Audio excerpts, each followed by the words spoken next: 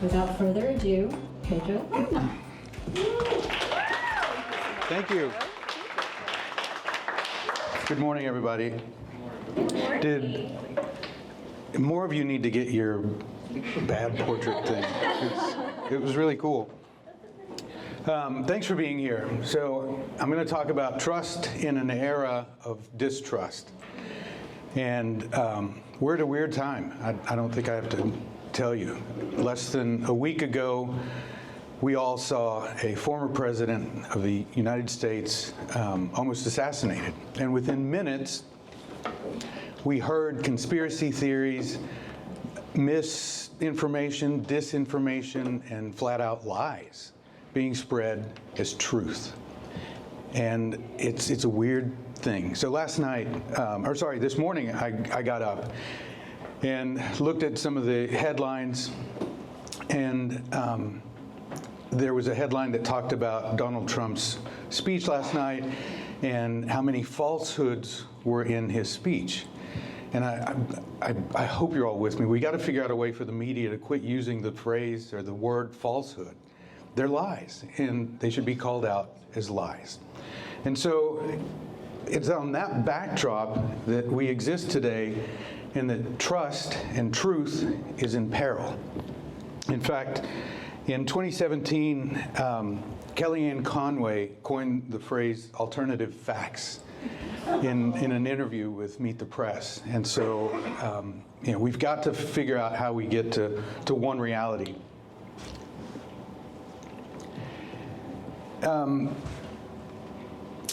And I'm not even going to get into artificial intelligence, which is something that I'm really excited about. And as an agency, we have embraced and we're pioneering in that territory. But it's also something that stands to undermine trust in the wrong hands. Edelman, the world's largest PR firm, has done a study for the last 24 years on trust. And over that period of time, what they've seen is a decline in trust in traditional institutions like the church, government, media, NGOs or nonprofits. And so you start to see this weird dynamic where trust in, again, these institutions we used to trust, and a rise in trust in businesses, which is interesting. But it also places a lot of responsibility on brands.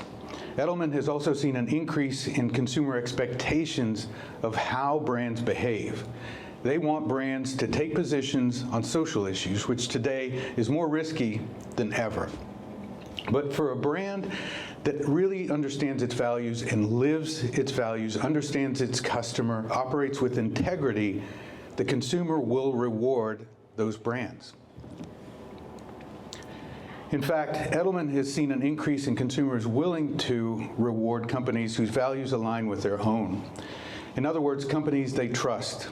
Consumers say they're 7 times more likely to buy a brand that's working to improve access to health care, 5 times more likely to engage with a brand who's working to address climate change, 4.5 times on ending racism, promoting gender equality, and so on.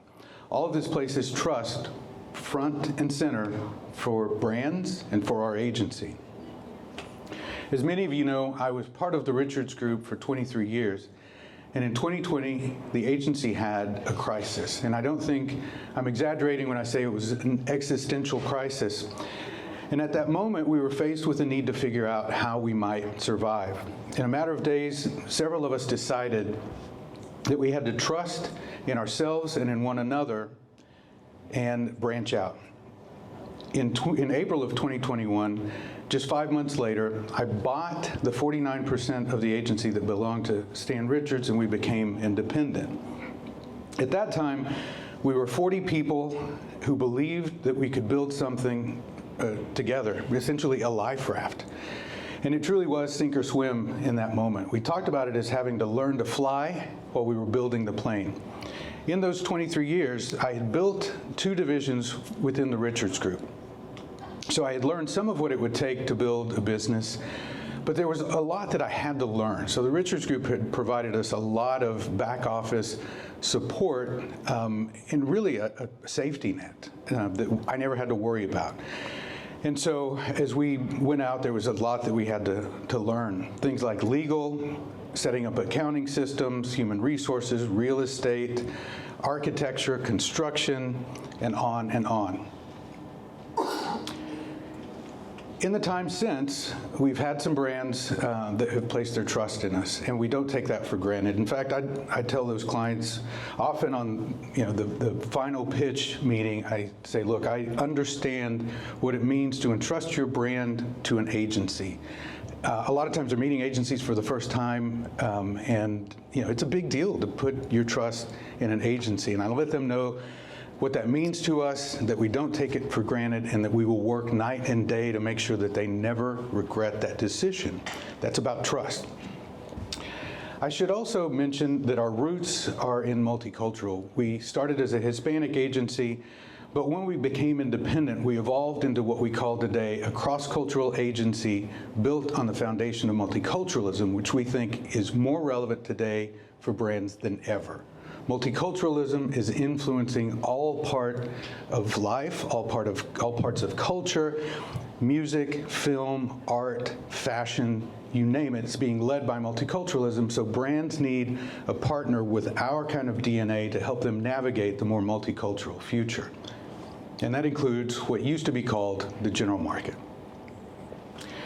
I mentioned that it felt like we were building the plane while we were, or flying the plane while we were building it. These are the key leaders that built that plane.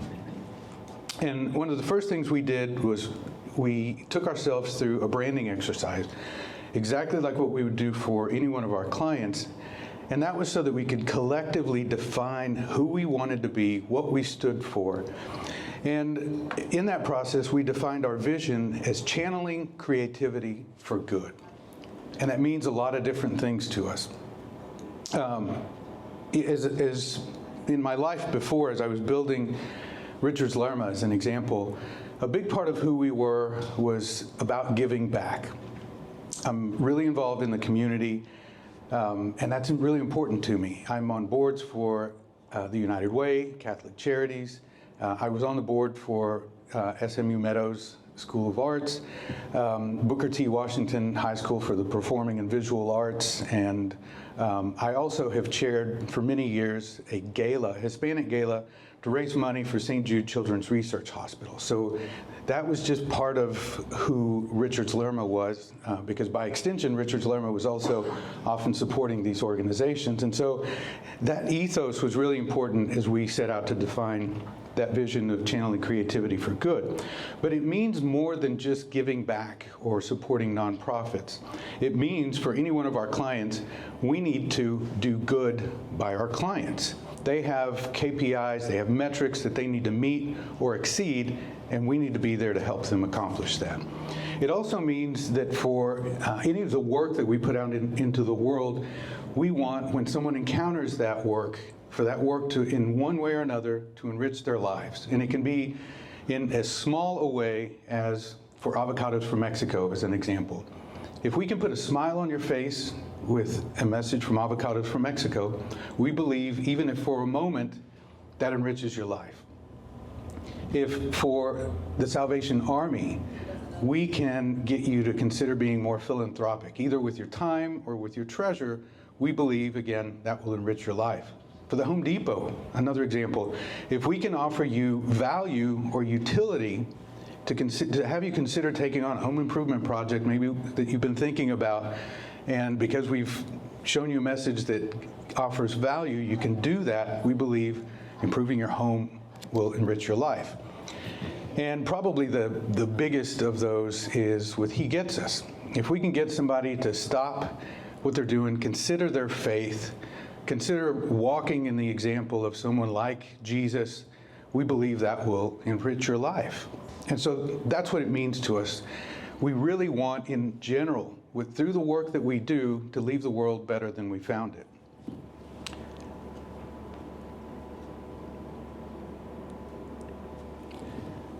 I also want to share with you a little bit about our logo. That idea of channeling creativity for good, that idea of trust, that idea of partnership, came to life in our logo too. We used to be Richards/Lerma, and when we rebranded, we kept a slash, but we moved it to the end of Lerma. And we wanted to communicate partnership.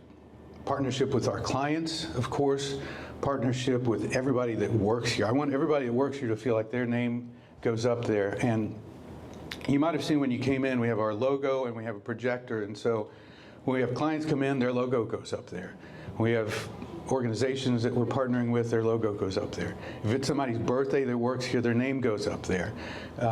Media companies come in, production companies come in, and we want them to know we see them as partners and not vendors.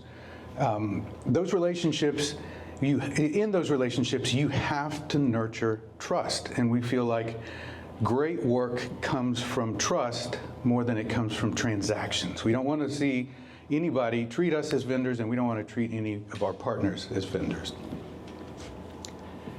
So let me show you some of the work that we've done in partnership with our clients, with our team members, with our production partners.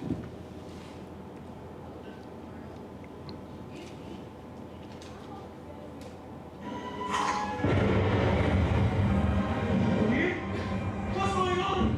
I might have taken a small bite.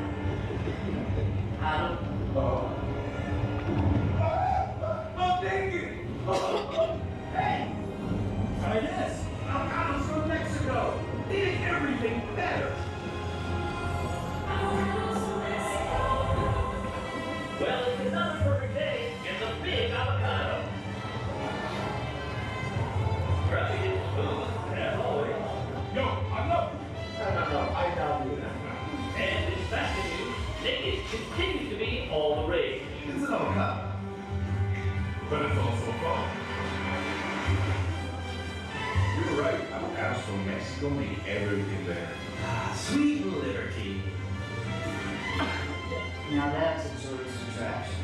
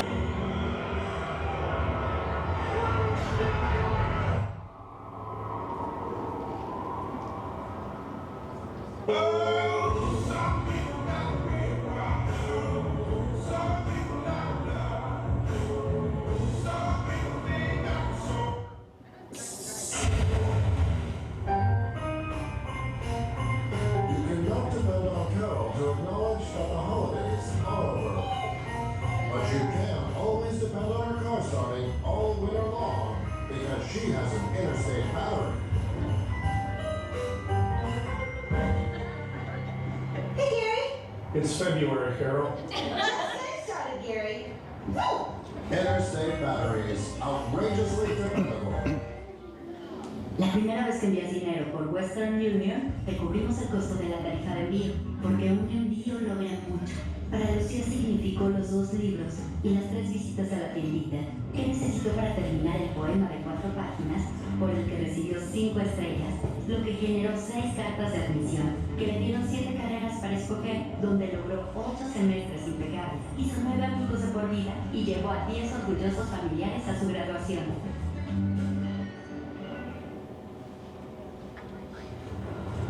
Mom, why is there stuff out here?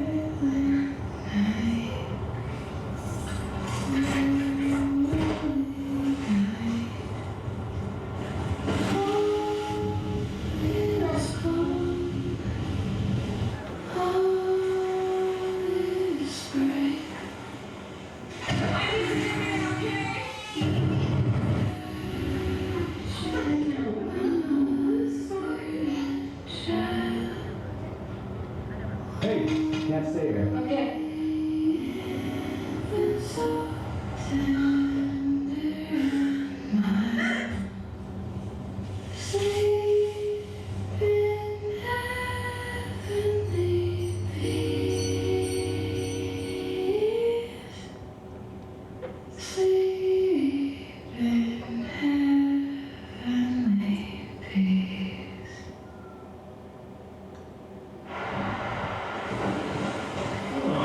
Hey, hear about the new plans from Metro by T-Mobile? Now they include Google One and Amazon Prime. Well, that is new. Yep, I'm thinking about switching. That's smart. Yeah, I'm also thinking about hitting up that sushi joint. Get Amazon Prime and Google One included for only $40 per line for 3 lines. All on the T-Mobile network. Metro by T-Mobile. That's genius. Guillermo Gonzalez Camarena brought color television to the world. And we've been bringing the color ever since. We bring the culture and the pop culture, the sueñitos and the big dreams. We bring the stories and the storytellers, the heritage, and the here and now. TBS, TNT, and True TV celebrate Latinx Heritage Month. Nos encanta verte irte de la tienda y verte llegar. Pero cuando te vas, sabemos que estás más cerca de hacer lo que quieres. Ven, vete, ordena por internet y recíbelo con entrega gratis. Nuestros ahorros de temporada no son solo para la gente, sino para que salgas a hacer lo que quieres. Construir tu futuro legado, quizá. Ahora más con el delivery en la tienda y por internet con The Home Depot. Haces más, logras más.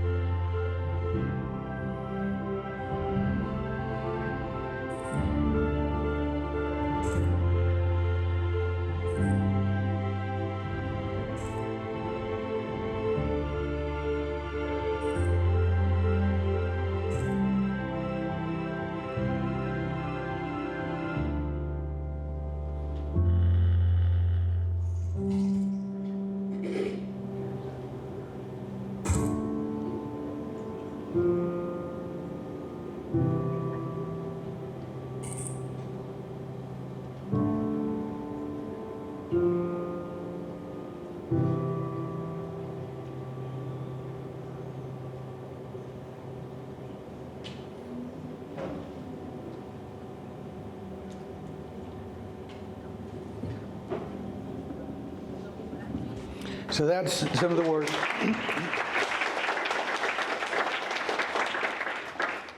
That's some of the work that, again, clients have trusted us to bring to life on their behalf. In the 3 years that we became independent, trust has enabled us to build something that I believe is special. We built new offices. We started with 1 floor, which in the beginning was really a leap of faith. I had to trust that we would grow into it, and we did. As soon as construction was finished and we moved in, we were already at capacity. And so we've now expanded onto a 2nd floor, the 6th floor right under us, and we continue to grow. The team has more than tripled in size. We've been able to achieve significant organic and new business growth. And in our 2nd year as an agency, we had 3 spots in the Super Bowl. Then another 2 spots in the following Super Bowl, and we're currently working on work for the 2025 Super Bowl. So what we've experienced has felt surreal. In 2022, Advertising Age named us Small Agency of the Year, which was a surprise to us. They did it again in 2023, And then in 2024, we had outgrown the small agency category, and they put us on their A list, which that's a list of agencies that I have admired and from whom I've drawn inspiration from my entire career. And a little less than a year ago, we also launched another company in partnership with the firm I mentioned earlier. So Richard Edelman reached out to us after that first Small Agency of the Year award, because he wanted to launch a Hispanic part of Edelman. And so he and I worked on that, and we ended up launching a separate company that he and I own in partnership with another guy, Luis Miguel Mesianu. Luis Miguel was the founder of an agency in Miami called Alma, and they have done some fantastic award-winning work within the Hispanic advertising community. He is a creative legend, an icon, and so we're fortunate to have him as a partner. And that agency is called Mesianu Edelman Lerma, and we call it MEL for short. Obviously, it's a long name. I have to share with you that I feel a profound sense of gratitude for the people who've placed their trust in me and in whom I've placed my trust. It really is something, I said I think we're building something special, and it really is because of the mutual trust we have in one another. We will continue to do this kind of work. We will continue to build. We shared in a vision that we could all believe in, and we'll continue to do that as long as clients will continue to place their trust in us. So if you take anything away from my talk today, I would have it be this. Whatever we've accomplished founded on trust is something that you can accomplish as well. But you have to make trust your superpower. Trust is a superpower. And there are lots of things out in the world that we cannot control. We can control how we behave with integrity. We can control relationships in which we engage based on trust. And through that, no matter what you do, you're going to keep building, you're going to keep moving forward. So thank you for being here. Thank you so much for sharing. It's very inspiring. My question for you has to do with trusting others. How do you know, or I guess what has your process been around finding partners that you can trust to do work with and to build out some of your agency work with? And when do you know it's the right time to start something new? So that's a couple of questions. I would say in terms of how we find partners, I guess I would say I start by trusting someone until they give me a reason not to trust them. It's just that's the way I've always operated, and I think as an agency, that's how we operate. And in that we've established lots of great relationships that we feel like we can trust blindly. And somebody gave me a compliment not too long ago, and it meant a lot to me. I had never thought about it this way, but they told me, they said, you are not a transactional relationship kind of person. And this is someone that I've got a really good relationship with. And the way he explained it to me is you give, and with very little, if any, expectation that you're going to get something back. And I think when you do that, you kind of put out the right kind of vibe. We've created a brand as an agency, and people know what we're about. And I think that also attracts the kind of partners that we can trust. The second part of your question was? When do you know when it's time to start something new? I don't know that I have a good answer for that, because I had wanted to become an independent agency for a long time before it happened. There was this moment that happened, this crisis that was existential, like I said, and so it was. We've got to figure something out, and we think our best path forward is to become independent. But I do tell young people, so we have lots of students that come in here, And they always ask me, what should I study and what advice would you give? And one of the things that I talk about is to take risks early in your life. So, when I branched out, I was 50 years old, which is too old to really be starting out and building something new. I think, when somebody's younger, the risks are just a lot lower. You don't have You have more opportunity to fail without the consequences that you might have, once you've got a family, once you've bought a home, that kind of thing. And so I think the answer to your question probably lies in any one of you. You've got to answer that for yourself. But it's hard for me to say this because I didn't take that step until I had to. But if you've got that inclination, just trust yourself.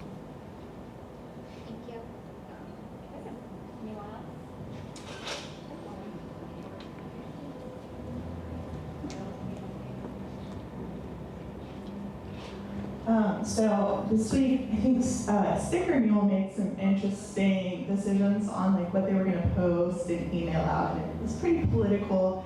And they got a huge reaction, both positive and negative. And I'm curious, as an agency owner, when do you start to lean in more on those things versus stepping away? I know as a single person or as a solopreneur, I guess, I'm kind of reticent to put that kind of thing out there from the business, at least, just to avoid alienating people or potentially causing, I don't want to get canceled because this is my livelihood. So as values get tied into business things, where do you see yourself leaning in more? And I guess not particular issues necessarily, but how do you balance that? There's a lot of nuance in that. I have my values as an individual, but then I also represent the values of 150 other people. And so I have to create some balance in that. I mean, there are lots of things that I would like to say, positions I would like to take, and I have to find tactful, nuanced ways of doing that if I'm going to do it. And for me, I feel like a lot of issues on which I might take a stand, I can find a way, and one that I believe in, so I don't feel like I'm watering down my opinion, but I can find a way to present that in a kind of an optimistic light, and in a light that represents inclusivity and represents unity. And to me, that's really important. And I feel like as I've matured in my career, as we've grown as an agency, I feel like we do have a responsibility to take a stand, but that stand for us needs to be somewhere in the middle. You have, I'm not sure what post you're making reference to, but you have opinions that exist on either end of the spectrum, and those are obviously the most divisive opinions. I'll give you an example: gun safety. So that's an issue that's important to me, and as an agency, we've taken that issue on. We've projected this idea that most of us agree on gun safety, and I use the word guns, or the phrase gun safety as opposed to gun control, because I think that's a more centrist idea, and I always feel like ideological purity is the enemy of any kind of progress. So we've got to find compromise if we expect to make any meaningful progress. And most people agree that there should be common sense gun regulation. And so, that's where we land on an issue like that.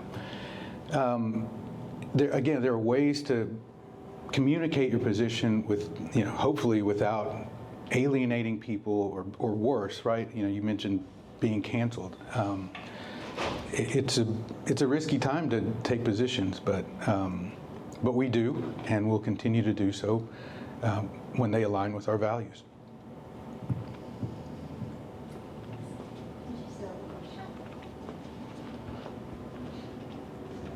Hello. Hi. I applaud you, first of all, for taking a risk at 50. That's amazing. Thank you. It's never too late. So my question to you is, like, you seem like a great leader, and in your position, you have the ability to be able to trust and build that trust relationship with your clients. But as an employee, how would you recommend people who don't own their businesses to also be able to have the same mentality that you do, avoid burnout? How does trust work from an employee perspective and not from a leadership perspective? I feel like, if you eventually want to get to being an entrepreneur, you have to behave like that even when you're an employee. I have studied human relationships for a long time. So when I was in my early 20s, I took a course called the Dale Carnegie course. And it's a course, it's a bit odd because they kind of market it as a public speaking course, which it is. You get a lot of public speaking training through that course, but it's really more than that. It's training on human relationships. And one of the biggest selling books of all time is How to Win Friends and Influence People. And that is about building relationships. There are ways to do things that will foster relationship, build what I call banks of goodwill with people over time. So that if you ever have to ask for a favor, or if you ever mess something up, you've built this bank of goodwill that if there's a withdrawal, you're still hopefully, you still have a positive balance in that. Another book that has been really important to me is a book called Primal Leadership. Leadership is something I tell students, again, something you need to learn. If you can get that training in school, great. If not, get it on your own. And I look at leadership as very different from managing. I think of managing as something that can be accomplished almost mathematically. If you can manage a to-do list, a budget, a list of resources, and a calendar, you can manage. Leading is something different. It's about creating a vision that everybody can see themselves in, and they want to be a part of that.